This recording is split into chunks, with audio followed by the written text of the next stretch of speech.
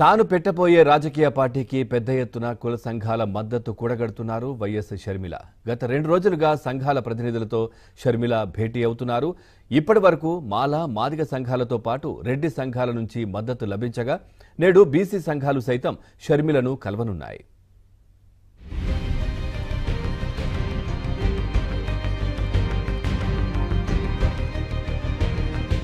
తెలంగాణలో షర్మిల పార్టీకి ground work జరుగుతోంది. లోటస్ పాండ్లో తనను కలిసేందుకు భారీగా తరలి వస్తున్న అభిమానులతో ఆమె నివాసం సందడిగా మారింది. వైఎస్ఆర్ అభిమానులతో సమావేశాలు నిర్వహిస్తూనే మరోవైపు అన్ని సంఘాల నుంచి సైతం పార్టీకి మద్దతు కూడగడుతున్నారు.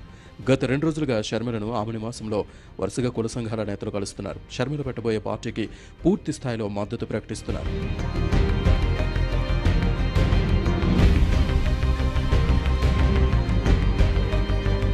తెలంగాణలో కేసీఆర్ అరాచక పాలన కొనసాగుతోందని, షర్మిల పార్టీతో కలిసి వెళ్లేందుకు సిద్ధంగా ఉన్నామంటూ ఇప్పటికే మాల మహానాడు నేతలు ప్రకటించారు. షర్మిలను కలిసి పెట్టబోయే పార్టీకి మద్దతిస్తున్నట్టు, అయితే మాలల అభివృద్ధిపై పార్టీ ఎటువంటి నిర్ణయం తీసుకోవాలనే దానిపై షర్మిలకు పలు సూచనలు చేశారు.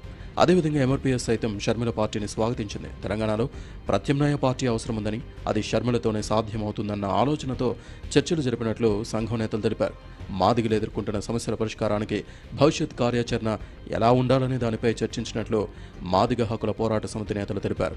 షర్మిల గారు మాకు అన్ని విషయాల్లో కూడా చాలా క్లుప్తంగా మాతో డిస్కషన్ చేయడం జరిగింది.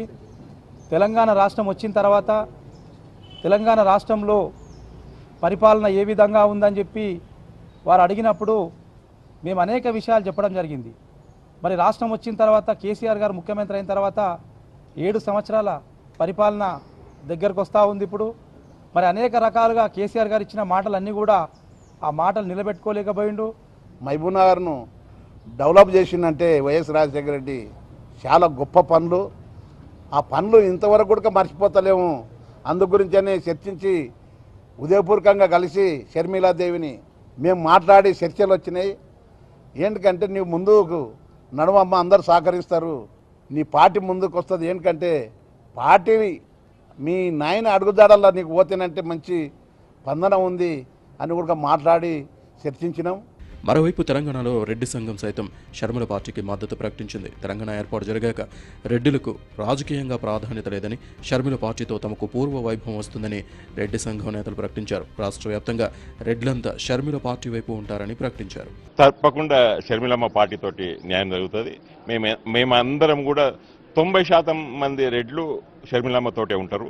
ఇప్పుడు షర్మిలమ్మతోటి రెడ్లుంటే సహజంగా అందరు రెడ్లంటే అందరినీ కలుపుకపోయేవాళ్ళు. వాళ్ళ మనస్తత్వం ఏంటంటే బీసీలు, ఎస్సీలు, ఎస్టీలు, మైనార్టీలు కూడా రెడ్లతోటే ఉంటారు. కాబట్టి ఆమె కేక్ వాక్ ఈసారి వచ్చే ఎలక్షన్లో షర్మిలమ్మ తప్పకుండా గెలుస్తుంది. తప్పకుండా కాబోయే ముఖ్యమంత్రి షర్మిలమ్మ గారే. అయితే ఈ నెల 20న హైదరాబాద్, రంగారెడ్డి జిల్లాల వైఎస్ఆర్ అభిమానులతో సమావేశం పూర్తయిన తర్వాత మిగతా కుల సంఘాలు సైతం షర్మిలను కలిసేందుకు వస్తున్నట్లు టాక్.